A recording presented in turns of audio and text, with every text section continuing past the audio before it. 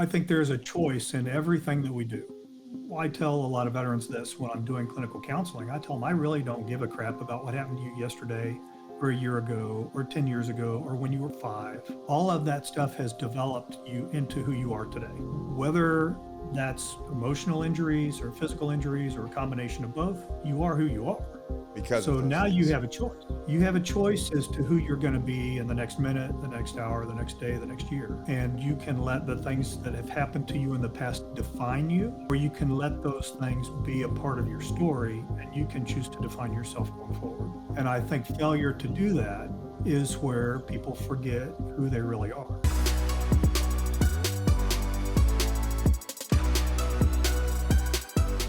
Hey guys, welcome back to the show. Man, I tell you what, this guest right here, I have to say, to be completely honest, is the only reason why you guys are hearing me on camera, see me on videos, see me on social media, and to be honest, that I'm still alive. Now, he might not agree with that, but that's the reality. KARL Monger, it's been way too long to catch up. Welcome. Yeah, thank you, Nick. And man, it's still surreal. I know we don't catch up enough, but you're on my heart a lot because I just think back to the past. Starting in 2004, early 2014 when we met, and what a pivotal time in my life. And if I hadn't met you, how drastically different. I mean, the reality is I would not be here today. I would not have the businesses that I have. I would not have the success that I have without meeting you. And I don't say that appreciate you giving me credit for that, but I don't know. You're a pretty motivated guy on your own. So yeah, sure. You might eventually have got around to it. Eventually, maybe. But man, I think about to those hard times and the stuff that I went through, and not having you in my life could have been drastically different. And I think that there's a lesson in that. And I always say, as like, there's somebody depending on you to be the very best version of yourself. Because if you don't show up to life, somebody that you don't even know, it could cost them theirs. So I think we have, like now. When you were in the middle of all of that, yeah, 12 years ago, could you have seen yourself where you are today? No. Do you remember when you asked me to do your first, I think we called it radio show back then? Called it the New American Veteran. The New American Veteran. That's right. The New American Veteran. And you're like, hey, I think you said a guest fell out. I need you to jump on. And I started sweating, and I'm like, and it wasn't even, I think it was like a phone call that you just recorded and then you put up. And it was my first interview. Yeah, I was using Blog Talk Radio then. Blog Talk Radio. And and I I was a nervous wreck. But I don't know if you knew this. Somebody shared it. And I think Wes Whitlock shared it from Rogue American Apparel. And she was friends with him, and she heard that interview, and that's how we ended up meeting. So my wife of almost going on, like we've been together, October will be 11 years, and now we have a kid, and I'll tell you about I remember her telling me that. Yeah. Yep. And then, of course, for those that don't know, KARL actually married us. But you didn't name your kid after me, so I'm crushed. Yeah, I had to do the Greek thing. So, a lot of backstory there. But KARL was the executive director of Gallant Few. Can you tell us about a Gallant Few? Yeah, organization started kind of by accident. I had my own transition struggles. There's a lot of podcasts, and I wrote a book about it, that tells the whole story, so I won't bore everybody with it now. But bottom line is I left active duty after 12 guys died in a helicopter crash. And it changed my perspective, my priorities. Had a dream job taken away from me by the new guy that came in. And I decided I'm done with the Army. Didn't have a plan, didn't have a timeline, didn't have any savings. Had a wife and 2 young daughters. And so scrambling, trying to figure all that out was a challenge. And along with that came this profound sense of loss and failure because I wasn't able to replicate where I'd just come from in terms of not doing the same things, but in terms of having the same kind of respect and authority and responsibility and teammates. So over the next 8 years, went through a divorce, never saw a mental health counselor, fought with the VA for benefits. You know, when you do special operations stuff, you don't complain about things that hurt because you want to keep doing cool stuff. Right. And so, yeah, actually, 2 weeks ago tomorrow, I had surgery on my back. So I'm still in the limited mode of how long I'm supposed to be up and about and how much time I'm supposed to be laying down ice in my back. But half of the stuff that I get treated for on the civilian side, the VA says not service connected. So, you know, a lot of us have been through that. So anyway, long story short, through that time frame, I also went through, I think, 3 different companies, 5 different jobs, and 9/11 happened. And my old boss from the First Ranger Battalion was now the Ranger Regimental Commander, and he led a group that jumped into Afghanistan in October of 2001. And when I saw on the news who it was, then instantly I'm filled with regret and, you know, coulda, woulda, shoulda stuff. Like Bryce Mahoney always says, I started shooting all over myself.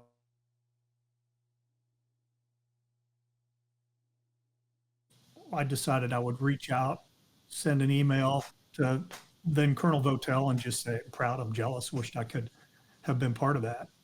And he answered me from Afghanistan about 2 days later. And as we reconnected, he invited me to come to Fort Benning for his change of command, big Ranger reunion. I went thinking I didn't belong, and I was received like I'd almost never left. And so now I have 10 years of bad and good experience. And I'm seeing the guys that I used to serve with that had stayed in that entire time. Now they're senior leaders, and they're going to go through the same things that I had gone through, only now they've got multiple combat tours on top of it. And I had a 2-week trip in and out of Kuwait during Desert Storm. Nobody was shooting at me. I wasn't shooting at anybody else. So totally different in terms of levels of difficulty now that they're getting ready to look at for transition. So I started setting up an informal network using LinkedIn, MySpace, Facebook, anything that could outreach. And I just started collecting Rangers and putting them in groups. And as they would come in, I would ask them, you know, how's your marriage? Are you going to school? How's your job? How much do you drink? How you doing with the VA? And then I would connect them with the nearest local ranger that I could find, and trust in that relationship to be supportive and challenging. You know, one of the things I mentioned earlier was completely lacking when I got out was somebody that I could associate with, that there was mutual respect. And when you connect to veterans like that did similar things, now there's instant mutual respect in most cases. Right. And so that just worked. That started saving lives. That started keeping guys from committing suicide. And in 2009, I wrote a white paper that I sent to the Army Center of Excellence for their transition program that was kind of developing, and was politely declined for my idea. It was about a Ranger buddy system, and somebody said, "Well, why don't you just do it yourself?" So we stood up a nonprofit. 2010, Gallant Few was born. So we're now time. We started off initially doing connecting. Then we started doing some mentoring. Then we transitioned that into coaching, and we picked up a structured coaching system that we got certified in. And through that process, I realized we needed to have a clinical approach. So I went back to school. I think I was 59 when I enrolled in my master's program. When I got my undergrad from Wichita State University, there was no internet, right? Nobody used computer. We had a word processor we could write papers on, but it was doing research and writing papers was nothing like it is now. So I had to go through an entire learning curve, not just on the content, but also on how to be a student in the age of technology. And so graduated in 2022 with my master's in rehabilitation counseling. And a month later passed the national counselor examination and became a licensed counselor, and immediately learned there are a ton of obstacles in front of you when you become a professional mental health provider. Because I thought, and I talked to the board of directors at Gallant Few about the fact that when I'm a licensed counselor, the VA is going to fall all over themselves to pay me to provide counseling for veterans, right? No, actually. When you graduate and you're a brand new counselor, they hang an associate tag on you. It's kind of like being a resident doctor. Right. You can't practice 100% independently. You have to have somebody who is a licensed mental health provider in your profession that has been long enough and got the certification, so now they are a supervisor. And you have to pay a supervisor every week that you provide clinical counseling services. And that hourly rate for a clinical supervisor ranges from 75 to 200 bucks, depending on who they are and whether it's in a group setting or an individual. But nobody wants to pay an associate counselor because they're brand new.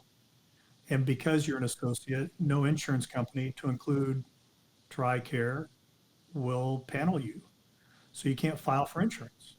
So now you have this requirement that over the next 5 years, minimum 18 months, maximum 5 years, you have to accumulate 3,000 hours of work, half of that directly with your clients, half of it indirect. Direct is like we're doing now. If I do a virtual counseling session with a veteran, there's an hour direct time. Then I make some notes, I make a treatment plan, that's indirect time. So accumulating indirect hours is super easy because I can pick up a book on psychology, read it, and get credit for an hour or two or however many it takes to get through the.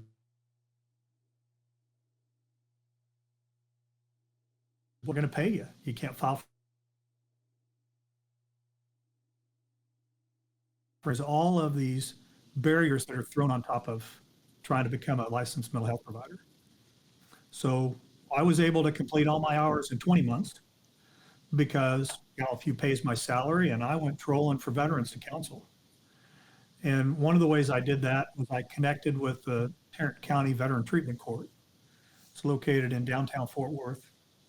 It's run by a National Guard Lieutenant Colonel, Army guy who is a federal judge, I'm sorry, not a federal judge, but he's a criminal court judge in the county.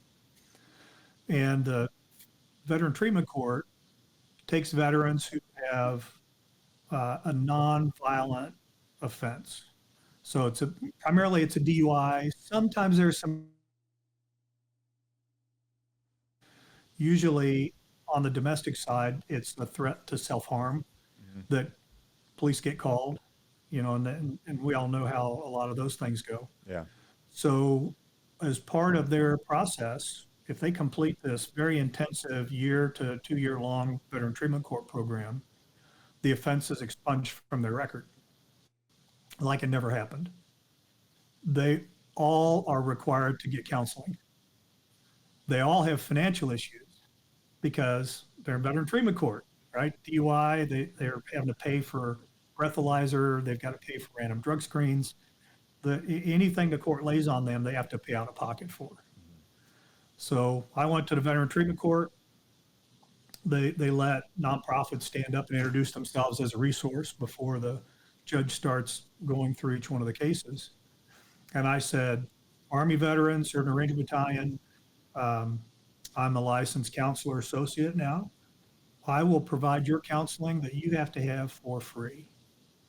But if you're looking for a counselor that wants to explore your feelings with you, you probably need to find somebody else, because we're going to work on putting a plan in place so you get past this and build a life, right? And so that has been one of the top 3 most rewarding professional things I've ever done. So immediately picked up about 10 veterans through that process. So I filled my dance card quick, and that allowed me to push that and the climbing program, which the supervisor that I hired, I had to convince her that me doing climbing with veterans was direct client time. How did you convince her? I showed her the outcomes. We did some Yeah. outcome surveys a couple of years ago, and I, the American Legion, I think it's been 2 years ago, might have been 2.5 years ago, they came out and visited us.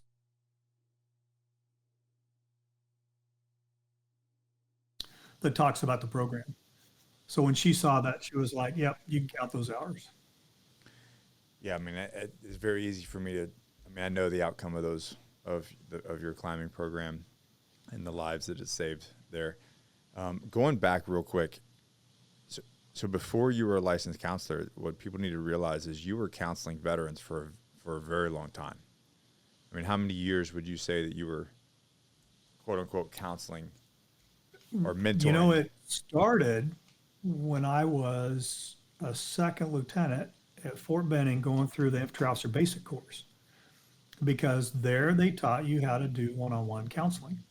Okay. And they throw you into a situation where they bring in an E6 Mm-hmm. and they say, "Okay, Lieutenant, this E6 just missed formation or they did some minor thing. So counsel them."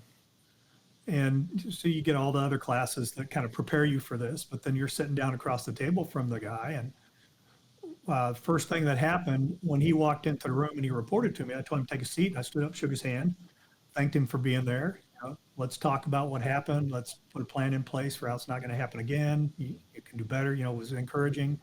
And afterwards, the instructor said, "Never saw anybody shake the hand of a soldier they were getting ready to counsel before. Usually they leave them standing at the position of parade rest." And for me, that wasn't the right thing to do in that case. Yeah. Right? So, but that kind of set in place, it made it comfortable for me to talk to soldiers. So then as an infantry platoon leader, as an infantry company commander, you have conversations with soldiers that range from, I've had to tell a kid that his mother passed away. You know, that's, I don't wish that kind of thing on anybody to have to break that kind of news to a young kid.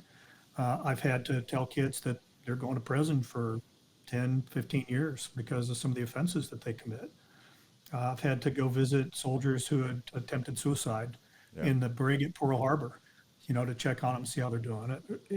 And the best parts, though, are helping them identify where they really want to go and then setting the conditions for success. And those really are the things that a licensed counselor does. So, yeah, And I don't want people to think like, because the way you just worded it was that, and you kind of said like, if I'm going to sit, you know, if you want to talk about your feelings, I'm not your guy, because I've been on the receiving end of Major Monger,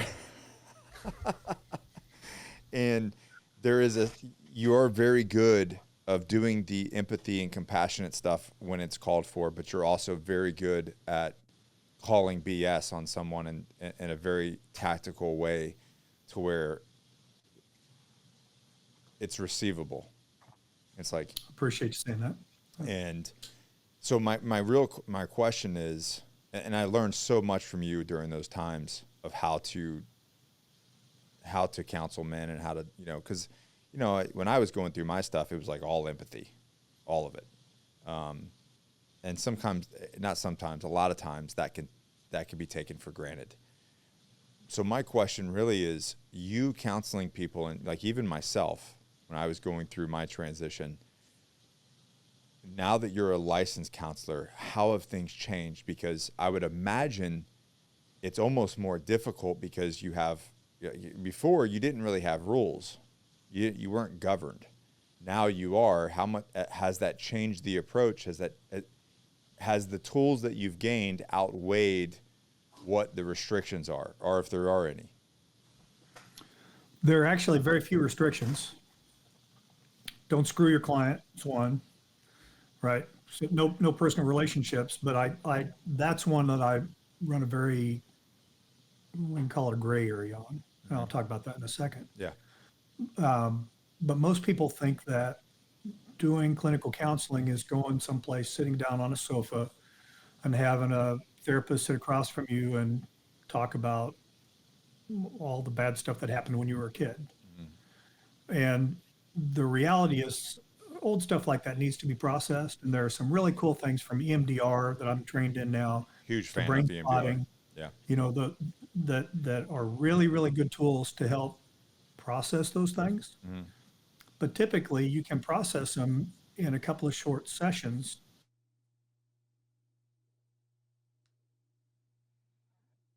So I think uh, thinking kind of outside the box.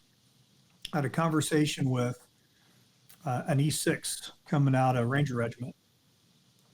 Had a traumatic brain injury, was a squad leader. Spent 6 months rehabbing, recovering, training. Came back after 6 months past RASP 2. So he was given a squad back. After the first or second training exercise, his company commander called him in and said, "It's not working. You don't have what it takes anymore." So they started medical chapter discharge process. So now you got a guy reaches at that point the pinnacle of his career, Right. taken away from him by an injury, fights like hell to get it back, and has it taken away again. And not only that, but now the Army doesn't need you, so we're just going to toss you out. Making it maybe a little more brutal than it sounds, but that's the reality, and that's probably the way he received it. Absolutely. So, retired Command Sergeant Major Mike Hall said, "Hey, there's this Ranger out there that I'm a little concerned about. Why don't you talk to him?" So I get on the phone with him. He confirms all of those things. And I said, "So what's your plan?" And he said, "I'm not 100% sure. Probably go live in Florida because I got family there."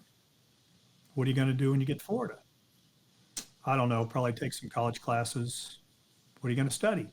"Well, I don't know. Maybe marketing." Right? Like the standard, Yeah. that's the standard issue answer from everybody. So I said, "So question for you. What'd you like the most about being in the Army?" And he said, "Oh, that's easy. Being a leader in the Ranger Regiment." "Why did you like that?" "Well, because I got to work one-on-one with soldiers, identify their weaknesses, reinforce their strengths, put training plans in place, you know, have this super tight connection." "Okay. Have you ever thought about being a licensed mental health provider?" And his answer was, "Get the out of here." Of course. Edited. Yeah. And so I said, "So seriously, what do you think a licensed professional counselor does?" "All of those things. Usually it's done in maybe a little more enclosed environment in a room with couch and easy chair, whatever. You can do it on a climbing wall. You can do it out biking. You can do it on a hike. Uh, you're not limited, right? Now, in the beginning, when you're going through accumulating those hours, if your supervisor doesn't like those outside activities, go find another supervisor that will. But the system, it doesn't think like that.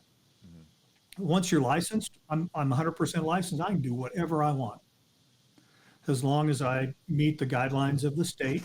So there are some things I have to tell every one of my clients. There are limits to confidentiality, right? If you tell me that you're going to go hurt somebody else, I got to call the cops. If you tell me that you have knowledge of someone that's going to hurt somebody, I have to report that. But if somebody tells me they did drugs yesterday, cheated on their spouse, I don't disclose any of that. I can't. Yeah. So there are confidentiality limits. That's primarily the biggest thing that a counselor can't vary from. Within that space, whatever you want to do goes.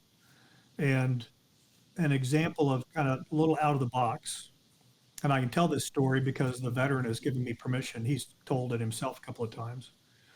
I connected with him through the Veteran Treatment Court. His attitude was, all this bad stuff is happening to me. It's other people's fault, right? My wife is leaving me. My kids don't want to talk to me. I got a DUI, lost my job. All woe is me. We all know of the the- story. Yeah. Yeah. And so Hell, I we're think doing I've been the virtual. story at some point. Yeah. So we're doing virtual sessions. So it's kind of like this. Yeah. And as he is telling me all this, now this is maybe the third session that I've had with him. And after about 10 minutes of hearing him go through this, I said, "So question for you. You retired from the Air Force, right?" And he said, yeah. I said, what rank were you when you retired? And he said, Master Sergeant. And I said, when's the last time you acted like one? And he recoiled almost like I'd reached through the screen and slapped him in the forehead. And that for him was a turning moment because he realized he had not been acting like who he really was at his core.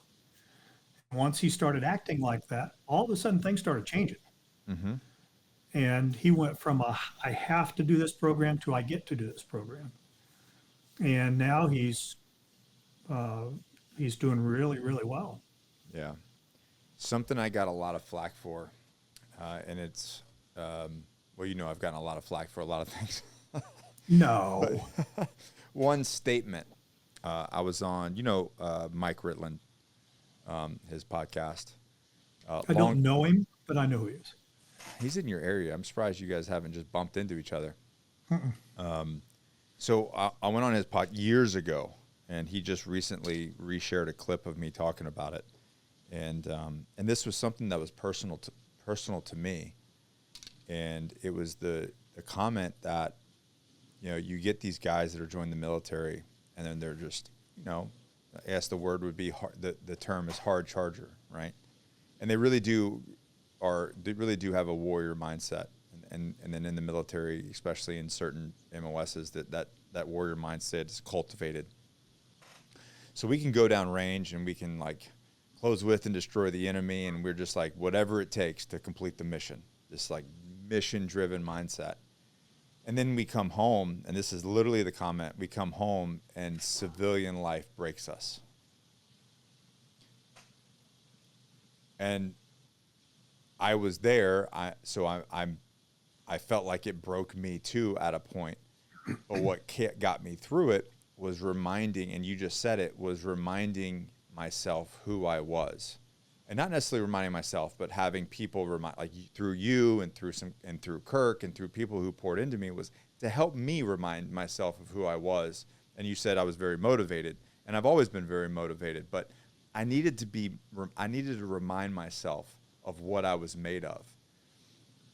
And that I took the same energy and the same mindset that I had when I was in and attacked life the same way. And man, you would think that I kicked their puppy with the way that the gross public responded to that. Oh, you don't understand PTSD. You don't understand TBI. You don't understand this. And some people just can't do it. And blah, blah. I mean, it just goes on and on. And I'm like, yeah, TBI, post-traumatic, deal with it. From your point of view, and even on a clinical side of, you've been doing this for a long time, Karl. What's your thoughts on that? On the you can say the hate of that statement. I think that is what you said is very accurate. Well, I think there's a choice in everything that we do. And I tell a lot of veterans this when I'm doing clinical counseling. I tell them I really don't give a crap about what happened to you yesterday or a year ago or 10 years ago or when you were 5, right? All of that stuff has developed you into who you are today. And whether that's emotional injuries or physical injuries or a combination of both, you are who you are. Because so of those now things. you have a choice. Yeah. Right? You have a choice as to who you're going to be in the next minute, the next hour, the next day, the next year. And you can let the things that have happened to you in the past define you, or you can let those things be a part of your story, and you can choose to define yourself going forward. And I think failure to do that is where people forget who they really are. One of my favorite stories, I don't know if it's true or not, but Michelangelo and the Statue of David. Okay. Right? So he creates this masterpiece that everybody pays lots of money to go to the Louvre and see now, right? Two other sculptors looked at that block of marble and said, "That's substandard rock. I can't use that. Give me something better to work with." And he said, "Yeah, let me see what I can do." And so he finishes it. He's putting the final touches on it. And the Pope walks into the room and goes, "Michelangelo, unbelievable. How did you create that beautiful statue out of that block of marble?" And he said, I didn't create that statue. It was in there the whole time. I just took everything off that prevented you from seeing it. Yeah. And so when I talk to a veteran, one of the first things I say, usually in the first or second session, complete the sentence. I am blank, right? And I get, I'm a failure, I'm a drunk, Oh I'm a man. bad dad, I'm a, you know, I'm broken. Okay, so that is your internal statue of David. You remove all the stuff that prevents you from seeing who you are, and that is who you believe you are. So if you Which can, then is the truth because you've manifested that reality, right? well, your subconscious, the way your subconscious works, you talk to yourself, and Mm-hmm. your subconscious tries to make it creates a picture that generates an emotion that generates a behavior. And if you tell yourself, I'm a piece of crap, your subconscious is like, let's prove it. So if you tell yourself, I'm an achiever, then your subconscious is going to try and help you become an achiever. Yeah. And it's not magic. I mean, you don't snap your fingers and all of a sudden the genie comes out of the lamp and fixes things. Definitely not. But just like what happened with this other veteran, he started making choices going forward. And he started examining, is this attitude that I have going to work out for my benefit over the long run? And if the answer is no, then don't do it. Change it to something else, Right. right? If this response I'm getting ready to give to this person is not going to work out for me in the long run, don't do it. Mm-hmm. So learning to make those, is this going to work out for me, thoughts in your head, if you can do that and get good at it, you can do it in a microsecond. And now you start really changing your behavior for the better. So yeah, I think that unfortunately there are a lot of people out there that, number one, they get jealous. They uh, assume that because someone is successful at something, they must have gamed the system, or they must have cheated, or they Right. must have done something that uh, clearly they can't cheat like that, or they would be that successful, right? And the reality is, it's a lot of hard choices, and it's a lot of hard work, and it's a lot of having to deal with people that make comments like that try to tear you down. I So I make that statement and I make it often not to tear someone down, but to remind them what they're made of. To remind them that what got you to that part in your life there is the same tenacity and the same core values that can get you to achieve anything. And somewhere along the lines, because the story changes, because things happen to you in your life, they forget that.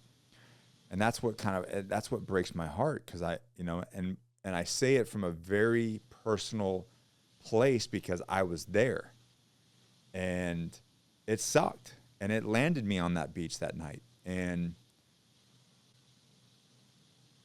I had to remind, like, not even from the military, but from coming up and being a poor kid and moving every 6 months. Like, I had to remember, and you said it, all those things, your trauma, the obstacles that you've overcome, all that kind of stuff has made you who you are. You take those away, and what are you? Those are the things that have made you who you are. And instead of utilizing them as like badges of honor, it's like utilize them as badge of honor because you've overcame them. And that you can, and I love the whole Kirk thing, how he goes, like, we've done hard things in the past means we can do hard things in the future. And I think people forget themselves of what they really have in the tank and what they're really truly capable of. And so I say it to remind them, like, listen, you're a badass. Don't forget that you're a badass. And don't let these little things, create this story in your head. And I think that's the biggest problem is, now that what I do in my life now is, you change your story, you change your life. I think that people, and I did it myself, and we've talked about it. I used to have this thing to where I was like, oh, I could be successful, but I have to work 10 times harder than everybody else to achieve that same level of success. And what did I do? I manifested that reality, and you just hit on it.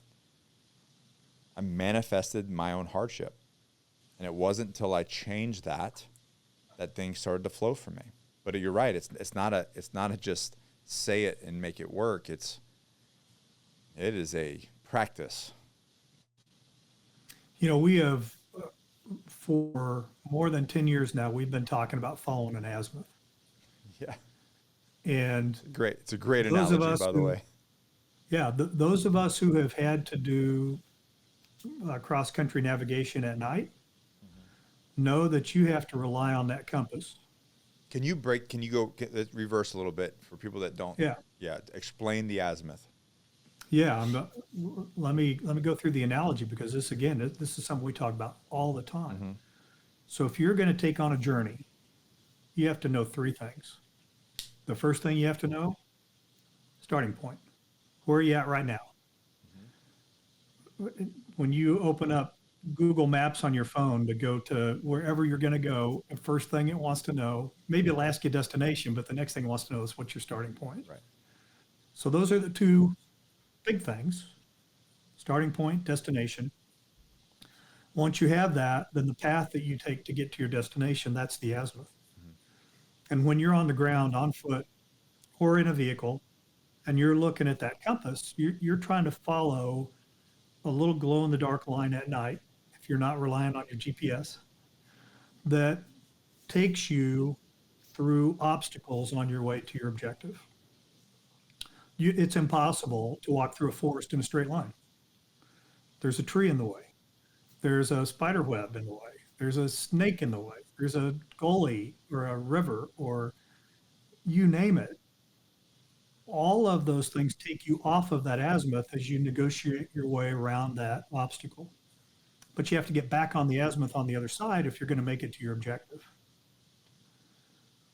When you look at a military transition, starting points when you're leaving the military, destination is what? Just like that one ranger I talked to, what do you want to do? Oh, I don't know. Maybe I'll go to Florida. Maybe I'll study marketing. Maybe. What kind of destination is that? Right? I mean, that's really to set a solid path for. I predict that you're going to have some uncertainty and difficulty because you haven't really identified where you're going. Right.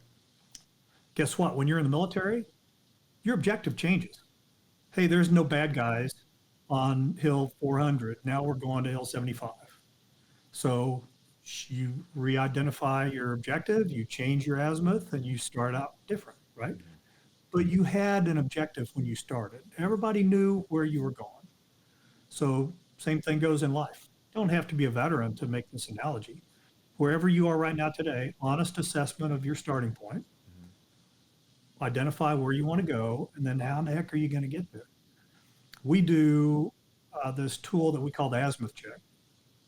We started it around the time that I think that I met you, is when we started putting it together. Now we have a Salesforce app you can hit on your mobile phone that takes you into the Gallant Few community. And it takes you through our 5 holistic areas of wellness. We like to say fitness because wellness is kind of a wishy-washy term. Yeah. So we talk emotional fitness, physical fitness, spiritual fitness, professional fitness, social fitness. Each of those 5 areas has 5 statements that the person that takes the azimuth check rates, from 1 being not at all to 10 being a whole bunch. The very first question or statement is, I'm filled with anticipation for the future for my family, friends, and myself. 1 to 10. I believe life is worth living. 1 to 10. I have a budget and I follow it. I don't need alcohol to have a good time. When we get all these 25 statements rated, now that veteran has a starting point, because that's where they are right now today. And if somebody is a life worth living 7 out of 10, usually I say that tells me there's a 30% chance you're thinking about suicide. Is that accurate? Usually it is. Okay, so tell me what's going on that creates that. And if your life was a 9 out of 10, what's the difference between where you are today and that 9 out of 10? The 9 out of 10 now becomes the objective. That's the destination. So how do we go from a 7 to a 9, right? Might be counseling, might be relationship therapy, it might be going on a retreat, might be stopping alcohol, whatever it is. But now you have start point, end point, and azimuth to follow. And then we ask tomorrow's first day of the month, first week of the month, we always ask everybody to go update your azimuth. So we put messages out through the Gallant Few network, go do another azimuth check. Now on your phone, you can see charts and graphs for overall average of the 25 statements, each of the 5 areas and each of the statements. So I can drill in, and if I'm talking to a veteran that maybe some things aren't going quite right, well, let's go look which area is lower now. So tell me what happened in the professional fitness side. Oh, I got a new boss and he sucks. Okay, so now we can start working on things that can help him improve his existence at work. So, and now you have quantifiable data to not only show like what the work you guys are doing, but also show the veteran, patient, whatever you want to call them, like this is where you were, this is where you are. And it comes down to simple goal setting. Like you said, where is it that you are? Where do you want to be? And then we have to build a route to get there. And we don't say goals, we say objectives. Yeah, right. Because there's no military unit that attacks a goal. Right. You can build a plan around an objective. Right. An objective's got to have resources, got to have a timeline. Right. It requires you to do some work to put an objective together. A goal, maybe might do that someday. It's like a New Year's resolution. Yeah. Right. I'm going to take a quick pee break. Good. Okay. Carl, I'll be right back. All right. How does everything rolling?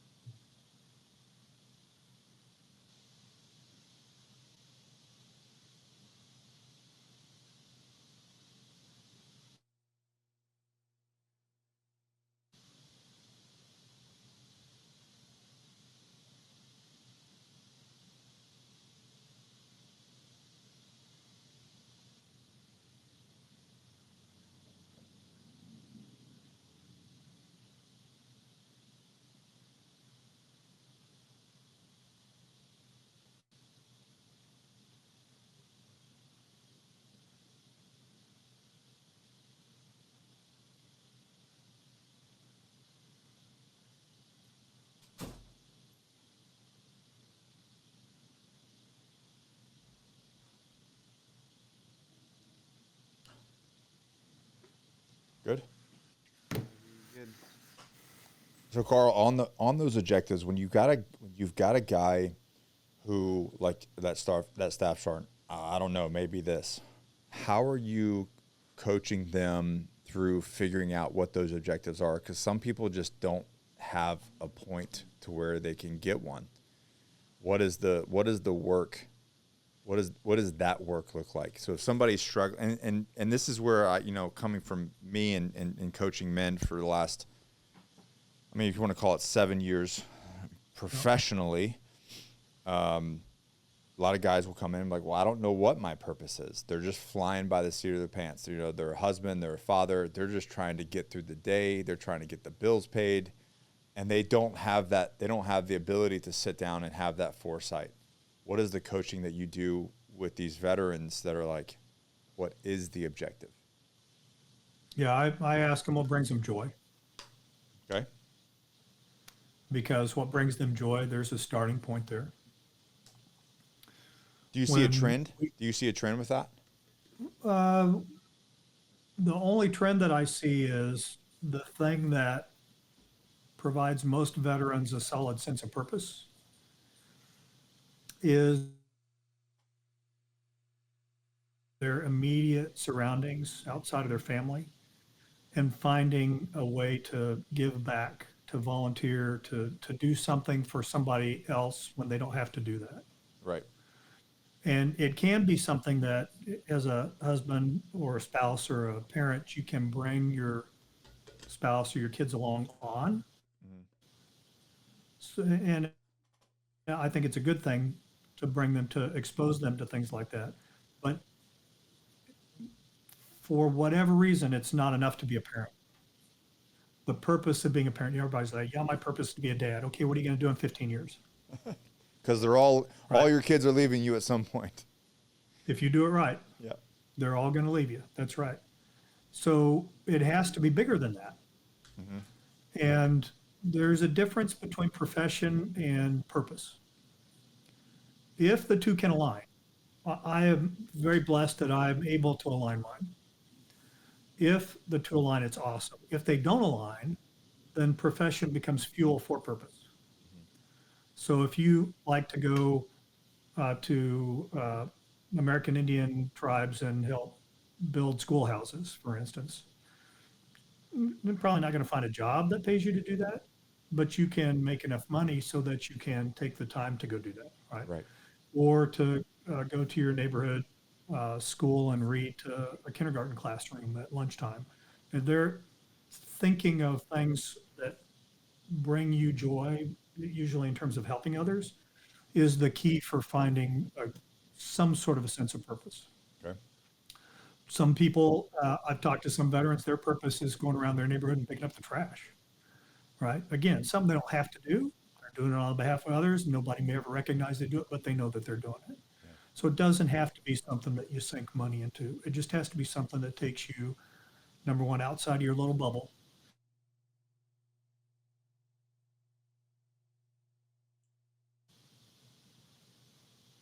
I lost you there for a second. Yeah, I had just a little bit of lag. No, I like that. I think that some people get wrapped around their head that they think that their purpose has to be their profession. And they lose the track that it doesn't necessarily have to be. And and I was that guy too. But at some point I realized that no, if I really want to make change, then I need to make a ton of money, and I can fuel my purpose, and I can really affect change on a grand scheme with finance. And Right. and it has fueled my purpose. I've been at the, If you're somebody who's gifted in sales, maybe you use those skills, identify a local nonprofit, and you go raise some money for them, yeah, right, right? I mean, you can come up with a million different ways to experience it. What it all requires you to do, though, is leave your bubble. And people get trapped in their bubble. When I moved to the Dallas-Fort Worth area, gosh, it's almost 12 years ago, I knew nobody. We moved here because my wife's company transferred us down here. So she has all her work friends. I move into a neighborhood, I don't know the person across the street, to my right, left, nobody. I can go to the grocery store, I can come back, pull my car in the driveway, close the garage door. I don't have to ever talk to anybody. And because the work that I do with veterans is a lot like this, I would never have to go outside of that bubble. right, And I talk to veterans that they're doing that. Their interactions are virtual, whether it's gaming or whatever else that is. They're not getting out of their bubble and seeing what's going on in their community and being a part of things. And there are so many groups and activities out there for people to get connected to. There's no reason for a veteran to be isolated. It's their choice if they're isolated. I think that that's a very big part of men in general these days. I think in 20 I kind of had this, I don't know, you can call it God, universe, whatever you want to call it, but I've had this gnawing thing, this concept that's been on my heart, that in 2025 we are more connected than we've ever been. Yet we are more disconnected than we've ever been. Mm-hmm. And I don't think being connected, listen, I met my wife through the internet. I met you through, online before we met in person. So we've saved, heck, I've saved, and you both have saved, inspired and educated and motivated people to save their own life and to change their life through the power of the internet. Yet it's not enough. I don't think it's enough. I think human beings were meant to engage with one another and to break bread with one another and commune with one another. And I've seen this over the years, us become more digitally connected and less physically connected than ever before. And I think that's a problem. And I think that's where a lot of people are not fully getting what they need because of that. What are you? I mean, obviously your practice now, Gallant Few's online system is huge. What are you guys doing? And I know a little bit of the answer to this, but what are you guys doing to get people actually physically connected and kind of refill everybody's tanks? So I encourage everybody to think about their circles of influence and control. Okay. So if you imagine an egg cooking in a pan, you got the yolk in the middle, you got the white around it, and then you got the pan. And when you identify things in your life, they either fit into the small circle in the center of the yolk, it's circle of control. They fit in the circle of influence, which is the white part, or they fit in the circle of concern, which is the pan. Control is very, very limited. Really is their reaction to things that happen around them, Yeah. what goes on in between their ears. That really is the only thing. I can't make my wife hear me. I can't make her love me, Right. right? I can influence those things, Mm-hmm. right? That when you get out to that next circle. But what I can control is how I talk to her, how I respond to her, how I communicate with her. When you get into the next circle out there, the circle of influence, those are things that you can both influence and that influence you. What goes on in my community, if I don't like the fact that the city is hiring a new trash service, Mm-hmm. I can march myself down to the town hall and I can stand up in front of a council meeting and I can give my opinion. I can run for office. Mm-hmm. I can do things to influence that. If I choose not to do that, I need to quit griping about the trash service, right? Right. Because I have chosen to kick it into my circle of concern, Mm-hmm. which is the pan. Is that decision going to impact me? Yep. I'm going to have to respond to whatever happens with the trash service.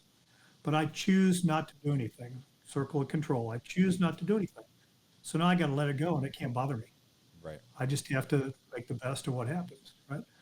What's going on in the world right now with politics, with wars or rumors of wars, I tell you what, I can't stop any country from slapping a tariff on us, and I can't stop the president from putting a tariff on another country. Right. It's out of my control, out of my influence. Actually, if I want to influence it, I can start making calls to my senator, my congressman. Mm-hmm. I can write the White House. I can go carry a sign around. I can run for office, right? But if I choose not to do those things, then I just have to figure out how I'm going to live with whatever the system brings to me. Right. Right? So what can I control in that? I can control how I personally respond to it. What I see is people destroying relationships. They go on social media and they talk about how if you don't agree with me, then unfriend me. I hate you. I never want to see you again.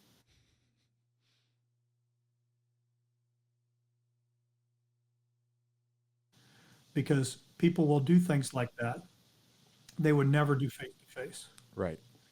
So now you create this hate and this animosity, and it's so when you ask long answer to the question, what do? We encourage people getting together face to face. Here in Trophy Club, Texas, America, the second Saturday of every month, we do a veteran breakfast. Mm-hmm. The last veteran breakfast we did, we had, I think, 40 veterans that attended. We pack this little barbecue restaurant. Everybody gets their breakfast tacos and a cup of coffee. And we ask veterans to stand up and tell their story. We have a list of every month a different veteran comes and talks about their experience, both in the military and their transition and what they do now. It's fascinating. They get the opportunity to tell their story. And there are a lot of veterans, to include Vietnam veterans, that have never had the opportunity to tell their story. And telling your story is a way to process that experience, right? So it's a wonderful experience to go through. So it creates this connected environment. We do at 2 different climbing gyms here in the DFW area. We have a climbing program you can go to Monday, Tuesday, Wednesday, Thursday, and Saturday. So if you want to climb in this area, and it's absolutely free if you're a veteran, look us up, show up at one of the 2 gyms on the nights that we're there, and you can have a great time hanging out with some other veterans. Sometimes they'll go out to eat afterwards, and it's just a lot of fun. And we encourage other events too. When I moved here, Trophy Club did not have a meaningful Memorial Day service, did not have a meaningful Veterans Day service or observance. Mm-hmm. They kind of figured, oh, surrounding communities do it. You can go over there. I got together a couple other veterans and said, what would it look like if we did a service? And one of them said, yeah, we've got a flagpole that people can buy bricks and have their name and their military service on. We should do the memorial service there. And I said, well, wait, we got a cemetery in town. Are there any veterans buried there? And that guy went and did some research, and he came back and he said, there's 53 veterans buried in this little tiny historic cemetery. 8 years ago, there were about 53 veterans there. Now we've documented over 100 veterans that are buried in this little cemetery, Wow. all the way back to the Civil War. So now every Memorial Day, we have a very meaningful service that 200 to 300 people from the town attend. And we recognize Gold Star family members. We educate them on what a Gold Star is, because most of them that have not attended don't know. And it's not an opportunity for me to stand up and tell the story of my service. Mm-hmm. It's the opportunity for me to stand up and tell the story of Ken Stouse's service, Yeah. who died around a helicopter crash. So continuing to say their names keeps them alive. We believe that. Yep. But if we didn't step outside of our bubble, if I didn't step outside of my bubble, I don't know if we would even be doing any kind of a Memorial Day service. And it wasn't all me. Other people grabbed the idea and ran with it, right? But community's been here since 1980, and nobody did it before then. Yeah. So it's, what can you truly influence? How can you make the conscious decision, the control to impact that, and then go do it? I talked to our mayor this last weekend, and she said that now the Texas legislature is going to designate Trophy Club as the Texas patriotic town. And she cited the Metroport Veteran Association, which is the breakfast group, the Memorial Day service, the Veterans Day observance, all of the things that we have put in place now. The town is so proud of this that the state is going to designate us a patriotic community. So it's a big deal here. And there's anybody that's out there listening to this podcast, you can do that in your neighborhood. You just have to go act on it. Just Right. make it happen. Take the action. Yeah. And on that, real quick, you reminded me something.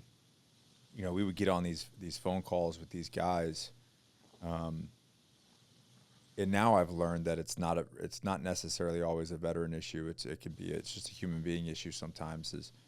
They're depressed, they're having bad symptoms, they're on pharmaceuticals, SSRIs, and things are just not working. And I remember you telling me, because I was like on these phone calls with these guys, And they're like, okay, what are you doing about it? Because obviously what you're doing currently is yielding this result. Well, what are you doing?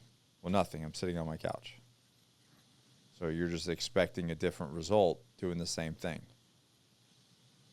And I think that's where, again, going back to this connection, like getting out, you would always say, you were like, well, why don't you go for a walk? Why don't you go to the gym? Why don't you go link up with another veteran? Why don't you go do these action items to see if it changes the way that you feel? And for those ones that did, it would. Is that still an issue? It is.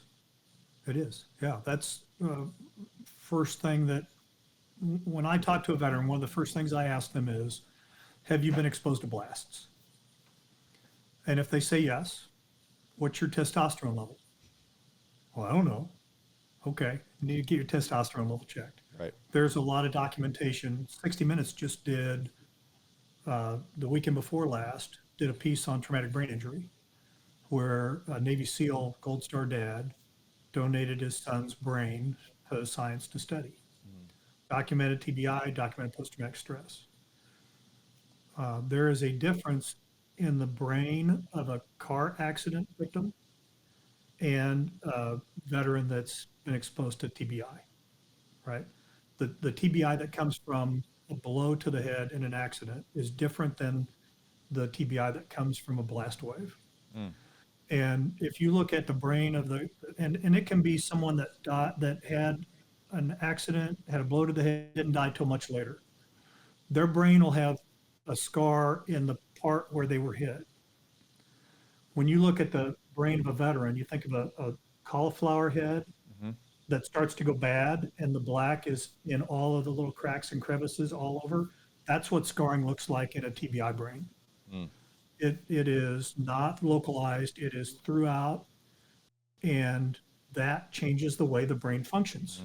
It changes the way the brain secretes chemicals. It reduces testosterone. And it's not the testosterone that can make you grow a beard or have big muscles. It's the testosterone that governs emotions. Right. And when that testosterone is depressed, then it elevates estrogen. And estrogen makes you moody, it makes you sad, it makes you depressed, right? So that's the first thing I ask is, It also can cause sexual dysfunction, which turns into other issues. Yep. and some of the medications that you mentioned can also cause sexual dysfunction. Gabapentin is the classic that VA prescribes to everybody. Yep. What's gabapentin do? Nerve blocker. Okay, so sexual dysfunction, you're taking a nerve blocker? I mean, did you ever think that? So understanding how all of these things fit together is huge. EMDR was discovered when Francine Shapiro was, I think, a graduate student in New York, stressed out about finals, and she went for a walk in Central Park. And as she walked, she noticed birds flying, she noticed the trees, her eyes are moving left and right. And she noticed the more she moved her eyes left and right, the calmer she felt. And so she came back and told her other graduate students about that. Now they got a project to work on, and they came together and created EMDR. And it has as its genesis taking a walk and looking around with your eyes. So you don't have to hire a therapist and pay them $150 an hour to get EMDR. Go for a walk and notice what's around you, right? That's the first step, literal first step. So on EMDR, because I was not really knowing what EMDR was, I just personally, when I was, over 10 years ago, when I was going through all this stuff, exposure therapy, which is what, correct me if I'm wrong, is what the traditional therapy is. Let's talk about this event over and over and over and over and over until you're numb and then it doesn't bother you anymore. That's the theory. That's the theory, right? Yeah. To me, it immediately, because I would always feel horrible afterwards. Like it never just got better. And I started to equate it. I'm like, wait a minute, I'm a smart guy. Isn't that what they do with like child soldiers in Africa or other places where they expose them to horrific things over and over and over until it numbs them to where they don't see it as a bad thing anymore. That's kind of the way that I equated it. And I know that medicine, the industry, especially in psychology, doesn't move fast because it's going to take white papers and, it's going to take, published papers and lots of research along over a long period of time to make things change. So can you talk about the difference now that you are, a certified counselor? Can you talk about the difference between exposure therapy and EMDR and what you've seen? And like I said, I'm a huge component. We were working together. I was like, we're doing EMDR. We're not doing exposure therapy. So Yeah, and I'll tell you that brain spotting is the next evolution from EMDR. okay, And to me, brain spotting is better for veterans with TBI because the rapid eye movement sometimes can cause headaches and other issues with somebody that's got a TBI. Mm-hmm. So brain spotting to me is more effective. So first got to understand, how is trauma stored in your body? There are theories that trauma is recorded and stored in your DNA. The PhD that invented brain spotting says what's in your body is in your mind, what's in your mind is in your body, what's in your brain is in your body, what's in your body is in your brain. I believe that. Have you ever seen, I just watched this again by accident yesterday, popped up on my social media, and it's this guy, and he's got both experiment, and there's a board so he can't see his right hand, and there's a fake hand here, right? And the therapist is running a ruler along the fake hand, but he's also running a ruler along the real hand at the same time. So he's training the brain that the fake hand is the real hand. And then he stops using the ruler on the real hand, and the guy can still feel, to the point where he touches it and he goes, oh my gosh, I can feel myself, and he's touching the fake hand, right? So it's not so much the sensation you feel in your hand, it's in your brain. Right. If I do this to the back of my hand, I don't know if you can see the thing there. Yep. I'm not feeling it in the back of my hand. My brain is telling me I'm experiencing it in the back of my hand. Yeah. So it's simultaneous, body and brain. So when trauma happens, how is it stored in your DNA? And when I ask a veteran to conceptualize in their head the trauma that they're experiencing or the issue that they're going through, the first thing I ask them to is, where do you feel it in your body? A lot of times it's core, chest, gut. Okay, so we want to focus on, be cognizant of that internal feeling. And then EMDR and brain spotting use eye movement to tie the feeling in your body to the place in your brain that the memory is stored. So EMDR continues the process of back and forth, back and forth. In the theory there is, and I'll go back to prolonged exposure in a minute, but the theory with EMDR is that a rapid eye movement takes the memory and moves it from the part of your brain that is causing you to feel triggered, from the amygdala, primitive part of your brain, and it moves it to a higher order storage area in your brain. So something that's similar to the combat experience or the vehicle accident, and you're not experiencing it, you're remembering it, right? So the objective of EMDR is to take it from an experience to a memory. It doesn't make it go away. Right. Still can be upsetting, but it's not going to make your gut clench and you feel like you got to run away. Physically experiencing that over and over and over. Right. So now if you go to the immersion therapy says, let's relive it over and over and over again. So if trauma is stored in your DNA, in your body, then every time you remember it, your body is telling your brain is telling your body you're experiencing it again. So you're reactivating that. It doesn't matter how many times you talk about it, it's going to reactivate that feeling. When the body tells the brain that and remember they're the same, but the heart, for instance, if you're feeling stressed, if you're feeling angry, if you're feeling anxious or fearful, every beat of your heart creates about 1.5 kilowatts of energy. And that electricity actually goes outside of your body about 3 feet. So if you're standing next to somebody that's pissed off and they haven't said anything, you can be like, there's something about that person, right? You're picking up on that energy that's coming out of their heart. So if the heart, that 1.5 kilowatts of energy is negative, your brain is registering it as negative. The brain is telling your body to secrete the chemicals that are necessary for survival. So you're going to get more stress chemicals. You're going to get things that are going to make you more jumpy or on edge. It's going to cause inflammation. Likewise, if you go into your heart and you think love and gratitude and connection, body. So it becomes a circle. It can become a circle that is a negative circle or a circle that's a positive circle. Every time you go into immersion therapy, you're activating the negative circle. So EMDR helps address that by moving the memory, kind of breaks that link.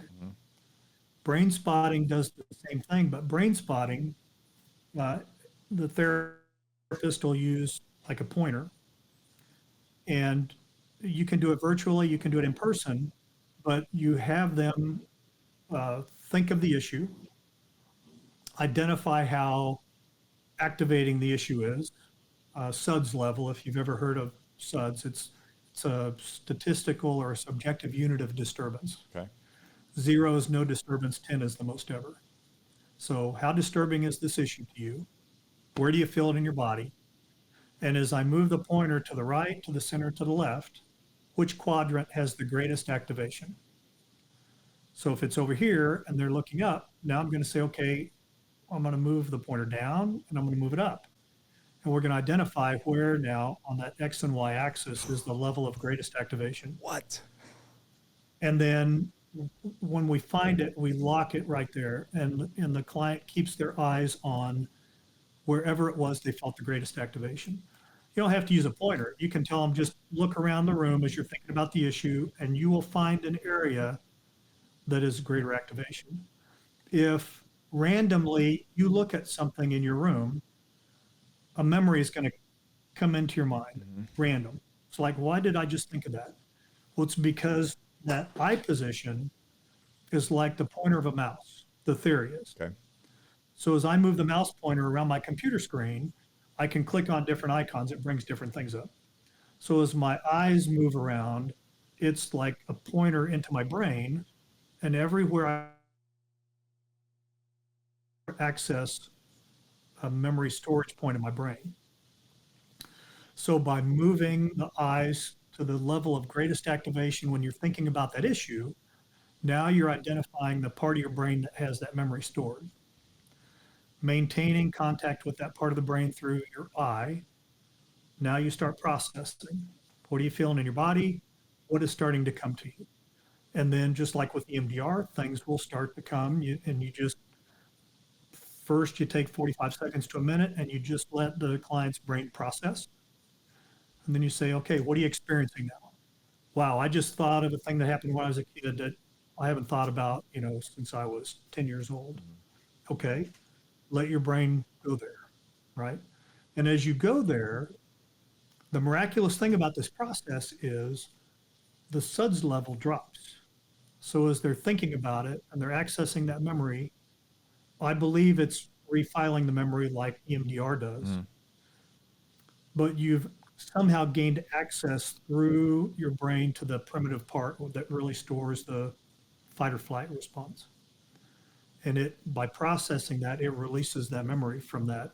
It's like it clears it from your DNA. That sounds crazy. However, they use something very similar at the brain clinic that I went to there. Remember when you go there and you had to look at the dots and you're like, go to this dot and then move to this dot and then go up and then over?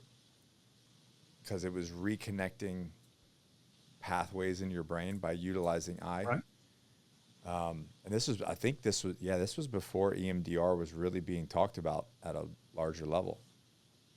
There's a lot of connection there. It's interesting to see the connection between eye movement and different parts of your brain. Fascinating. It's fascinating Yeah. stuff. It's absolutely fascinating. There are even some VR programs out there that are virtual EMDR built into VR programs. So I was just about to And bring they're- that up. Do you know Dr. Bowerman? I do not. We got to link you up with, as I'm listening to this, I'm like, I'm going to do a text between you and Dr. Bowerman through, what's it called? Narova Labs. Narova Labs. So Dr. Bowerman is a veteran out of Salt Lake City, and they developed a VR, a first-person shooter game that I think it's like a 5-minute thing, right, Brandon? Yeah, like a 5-minute game that pushes blood flow. I hope I'm not like butchering this, but pushes blood flow back to the prefrontal cortex. And what his whole thesis was that a lot of people were looking at electricity through the prefrontal cortex, but nobody was looking at blood flow. And through the scans of people with traumatic brain injury or post-traumatic stress, there was low blood flow through the prefrontal cortex. So so I even talked about it. I was like, well, what's difference than Call of Duty or something like that? He's like, well, that's methamphetamines and crack. The way it's designed, it's designed to keep you addicted to it and to keep you in there. He goes, this is specifically designed to push blood flow to the prefrontal cortex. Well, in that game, there's blue, red, and green dots, and there's lights on the other side. When the lights on the outside turn green, you have to go and shoot all the green dots, and they're jumping around. And you keep score. And then you go through, and it's a whole thing. You're in a gun truck, so it's very familiar to veterans, right? And so he even has, so he tells this story about his kids where, and find me that episode number so I can share it. He would fight with his kids to do their homework when they get home from school. And he's like, they're just like procrastinating and like acting like they have ADHD. He said he would put this VR game on them and have them play it 2 times, so like 10 minutes.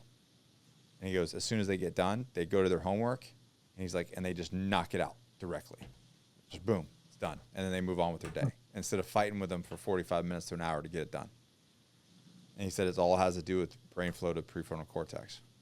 So when you were talking, Yeah, I'd like to learn more about that. yeah, when you were talking about that, and you know what's interesting? We were down at the Corps Medical Military Appreciation Weekend, and it was the first time that I got to run through it. That night, when I got out, when I took the VR off, the first thing that I felt was more present. Just a feeling of being more present in where I was. I know it might sound weird to some people, but I just felt present in where I was with the people I was with. That night, I slept better. I was more calm and I slept better. And I talked to him about it the next day, and he said, well, that's the reason why. And he goes, and we've seen this a lot of results. So anyways, I'll connect you guys via text, and you guys should have a conversation and see if there's something there. Nice. There's not a number with it, is there? We haven't made number in them. Yeah, it says that episode on the NK show is this doctor is healing PTSD with VR shooter game, featuring Brendan Bowerman. Anyways, yeah, you got to check that out, and I'll link you guys up. But anyways, wild stuff. It's really cool. So, anyways, well, Karl, what else is going on with Gallant Few? Is Run Ranger Run still a thing? Run Ranger Run came back. Yeah. Yeah, we didn't do Run Ranger Run for a couple of years because we turned it into what we call Patriot Challenge. Okay. And the combination of COVID, and now everybody started doing virtual events. And then the January 6th thing, and Patriot got a little bit of a bruise associated with I it. hate that, but I get it. Yeah, so Patriot Challenge did not do very, and we kind of changed the focus of it.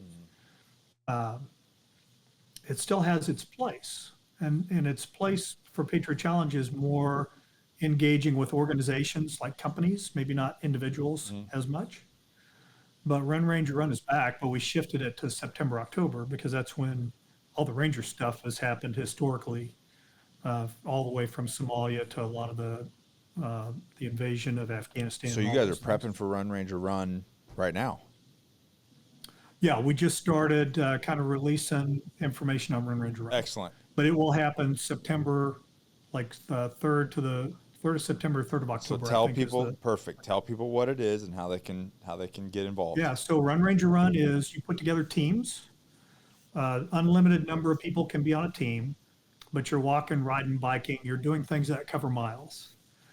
And it is specifically in support of the special operations side of what we do. So I talked about the clinical side earlier. Half of what we do is based out of the Ranger Outreach Center in Columbus, Georgia. We are the only nonprofit that has the kind of access into the 75th Ranger Regiment that we have.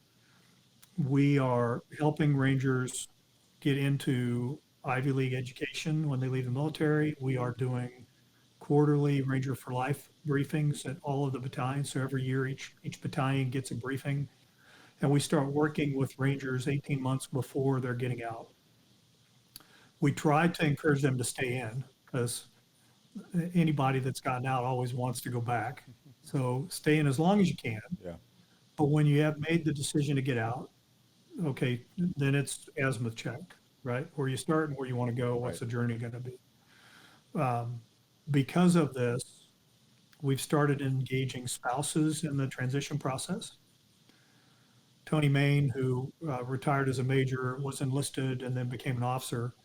A lot of special operations time. He was one of the Rangers that parachuted into Afghanistan in October of 2001 as an E4 saw gunner. And he also was on the battle for Haditha Dam. He's got, I think, 3 combat jump stars. But he lives in Columbus, and he is our interface with the Ranger Regiment. When we have, especially senior leaders that come in to talk about their retirement, we ask them to bring their spouse. So you've got senior Ranger and spouse sitting there.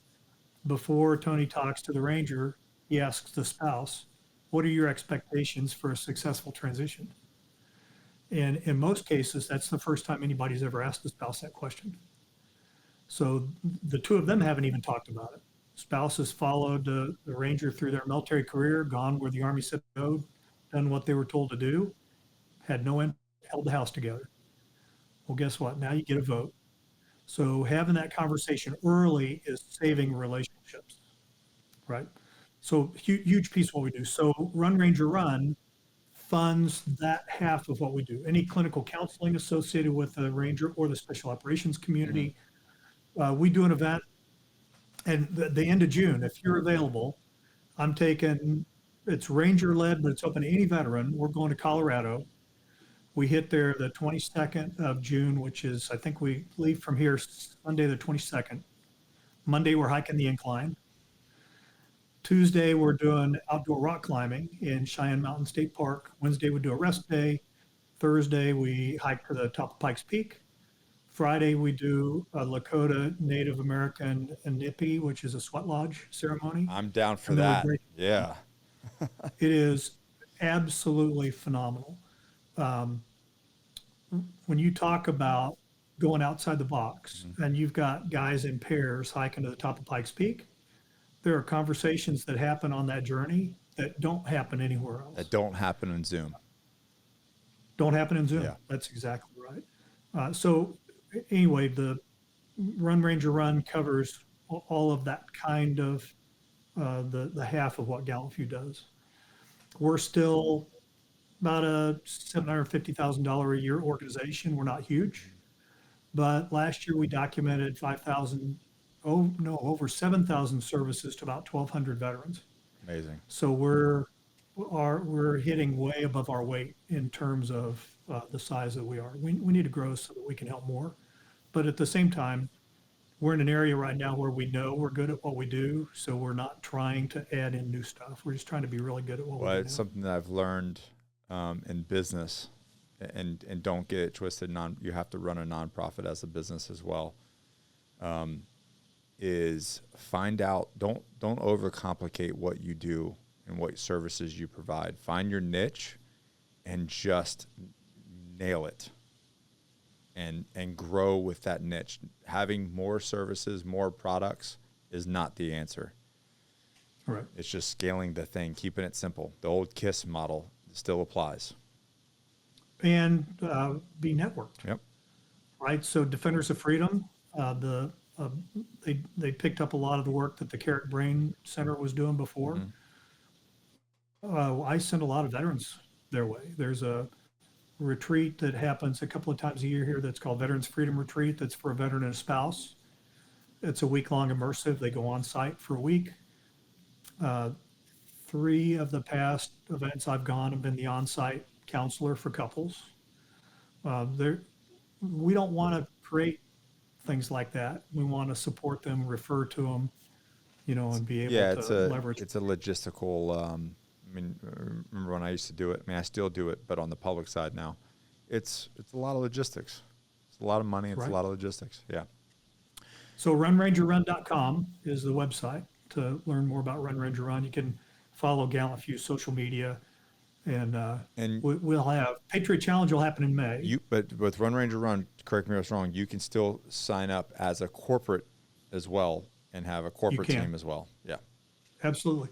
But knowing that the money that gets raised through Run Ranger Run supports the Ranger side of what we do. Yeah. Patriot Challenge, general donations coming through the year support the other half of what we do. Excellent.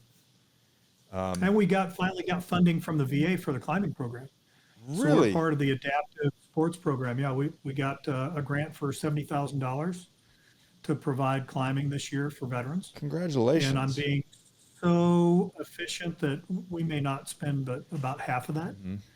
But the numbers that we're reporting, I think I checked it this morning, we've had 53 veterans since the 1st of October that have participated in this VA funded program. Amazing. Congratulations, Carl. Well, it's only, over a decade of work, right? Yeah, and I want to say one thing on the clinical side now. I am looking for veterans that want to go into the mental health field. They don't know the azimuth that they have to walk to be successful at it. Yeah. They need a mentor. They need a coach. They need to understand, number one, the benefit of doing it, not only for the future veterans, but for themselves. When you think about how many Marine Raiders are licensed mental health providers, do you know? You know of one. One. Yeah. One. So how much more effective can a Marine Raider mental health provider be for the Raider community than Amazing. a therapist who's never left the state of Texas in his or her life? And you know what's interesting? He was probably the hardest, roughest, meanest guy that I know, and that's what he does now. And he is probably the most softest soul. He's still him, but he is like it's mind-boggling to see the transition of people from service to what they actually could become. It is physically and mentally and emotionally demanding to do a 12-mile ruck march. Right. Right. It is physically, emotionally, and mentally demanding to listen to veterans unpack some of their trauma. It's not an easy job. No. And it's not an easy job to tell them what's happened in your past doesn't matter anymore. Right? Yeah. Now we got to build what's going forward. It's not an easy job to look somebody in the eye and say, when's the last time you acted like an EA? We need more people to do that. Yeah. But it's a long path. If you start at ground zero, it's an 8-year path to get fully licensed. Mm-hmm. So if I can get somebody that hears this to say, yeah, I might like to do that next year, they pop out in 9 years as a fully licensed counselor. You know why I was grinning when you said that is because I really feel, and this is kind of where I'm heading now, is you have stages of your life. And one of the latter stages of true leadership is not leading people, it's creating more leaders. And what you just said is exactly that. Like we all have to get to a stage to where we stop leading people and we start creating more leaders. And that's what I feel. That's where I feel like I'm starting to feel called to do is start not just lead people or assist people or help people, but really start creating the next leaders. And when you said that, man, I just warmed my heart. I'm like, yeah, that's the true legacy. That's the true legacy. Right. Yeah. If 10, 15 years from now, there's a dozen special operations veterans that are licensed mental health providers, that's way more than we got today. Yeah. And that's the demand for services for Rangers and Raiders is not going to decline. Right. That's true. And in my opinion, those that carry the heaviest burden, they need to have the kind of support that only really our community can give to them. I don't know when the last time you spoke with Zach was. It's been a while. But I think next summer 2026, I think he's going to graduate with his undergrad from University of North Texas. He is planning on pursuing his master's. He wants to become a licensed professional counselor now. We were at the climbing gym about 4 months ago, and he's belaying somebody, and he looks at me and he goes, I was reading a study the other day about the impact of brain science and something. I can't remember what it was, but it was like, who the hell are you, dude? I mean, can you just stop for a second and recognize what you just said? Because this is a guy that multiple overdose, suicide attempts, post-traumatic stress, all of these things. And where he got his legs underneath him was where he saw that he could help other people. Yep. I remember. And especially through the mental health field. He was, I remember, I have a picture of him with Leo on his lap down in Wichita on one of the first veteran hunt shoots that we did. Geez, that was 2014. It was October 2014. Yeah, you introduced me to him. Yeah. I'll shoot him a text today. I catch up with him. Yeah, that's wild. Well, Karl, other than Run Ranger Run, Patriot Challenge, what do you want to tell people? How do they support what you guys have going on? Go take the azimuth check. Azimuthcheck.org is the website. Doesn't matter if you're active duty, military, veteran, spouse, never been in the military, go take it. We're not resourced to work with people that are not veterans, but you can still take the azimuth check and look at your results. And if you see an area in your life that you want to improve, then any veterans that you're around are going to benefit from that. Absolutely. So I encourage everybody to go do that. And then, yeah, we'd love to have people participate in Patriot Challenge and Run Ranger Run, because that's what provides the fuel for us to keep doing what we're doing. Well, Karl, from the bottom of my heart, I truly appreciate you answering the call all those years ago, and man, still doing it at a different level. I mean, it's amazing. And I know for a fact, very few people can say that they've saved people's lives or impacted change in generations, and you've done that for multiple generations. And I truly thank you from the bottom of my heart. And I appreciate it, Nick. Thank you. Thanks for what you're doing. I know you've had to push through a lot of adversity. And one of the things that happens when you become successful is adversity comes at you. And that's one of those things of concern. I can't do anything about that. Yeah. Somebody else has an issue, but I just focus on the things I can control. You know, it's funny, I think it was the episode last week or the week before, I had Kirk on, and we literally talked about the weight of responsibility to be a leader, something like that. And that's exactly what he brought up. He said, unfortunately, not everybody's going to like you. That's something that you have to understand how to deal with and control. But yeah, perseverance through adversity. I think a lot of people have a lot more in the tank than they're willing to believe. And it comes back, kind of coming back full circle. Be careful the story that you tell yourself about yourself. Because you change your story, you can change your life. All right, Mr. Monger, thank you as always. I appreciate you. I love you. Say hi to your lovely wife. Same to you. You know, this coming, not married, but this coming October will be 11 years for Miss Allie and I. Oh, congratulations. The thing I was going to tell you is we're in the adoption process right now. So we're growing our family again. Very nice. Yeah. All right, Carl. Thank you, sir. Yeah, we adopted last year 3 dogs. So you're a chronic dog adopter. I know about that. That's why you can't sleep, because they keep waking you up. Right. Well, thank you, sir, very much. Morning. Thanks, Nick. Bye. Hey, guys, thanks for watching. I really appreciate that. Remember to like it. Remember to drop me a comment. I want to respond to it. I'm actually the one responding to the comments. And if you like this video, you're going to absolutely love this one right here.